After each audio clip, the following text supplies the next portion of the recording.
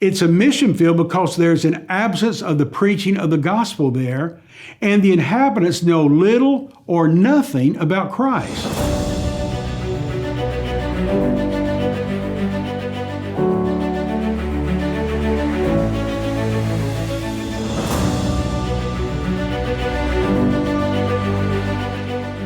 Welcome back again. This time we're on episode 30, Misunderstandings about what a missionary is, but this is part 4, and today we're going to be talking about the importance of location. I grew up thinking that a missionary goes from point A to point B to witness, but I was wrong. As far as we know, Peter, James, Philip, and Stephen never left the Roman Empire's boundaries. They ministered as pastors, evangelists, and deacons, but Paul was a missionary. Still, they all served in the same empire, preaching the same gospel. So why do they have different titles? Quite simply, they had different purposes. Those men mentioned preached where people knew of Christ to one degree or another. Remember, he was crucified and resurrected in Jerusalem. He was seen by hundreds of people afterwards, people in Jerusalem, people elsewhere. So Christ was not only known in Jerusalem, it was known that Christ had resurrected. But Paul preached where Christ was unknown until he arrived.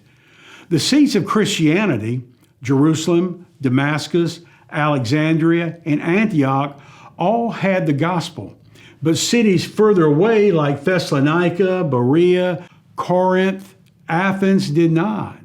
The citizens were all living under Roman rule. They all spoke Greek, shared a commerce and education, but had a different level of exposure to the gospel.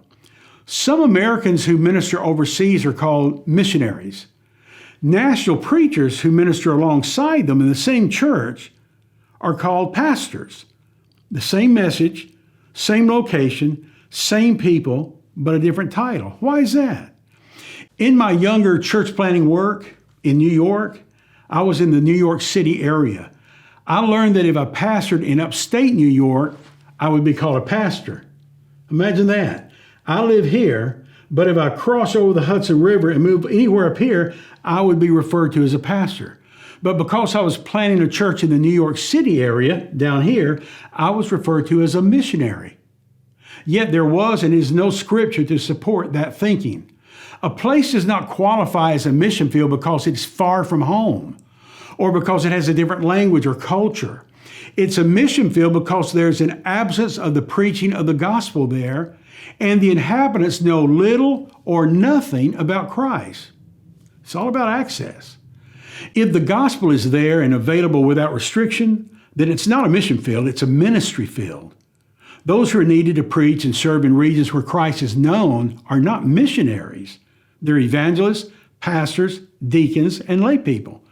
If there's really no purpose in these different callings of God, then why go elsewhere where we can stay home and do the same thing? Do you see that you are not a missionary because of where you go, but why you go? If your purpose is to shepherd a congregation, you are not doing missionary work. You are pastoring. How many missionaries were taught otherwise? Could that be a huge reason why we have not fulfilled the Great Commission?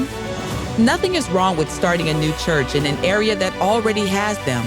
God leads where God leads. But was it biblically correct for me to be called a missionary while planting a church just minutes north of New York City in a place that had scores of churches already established for centuries? We hope you've enjoyed this episode in our Understanding the Great Commission series.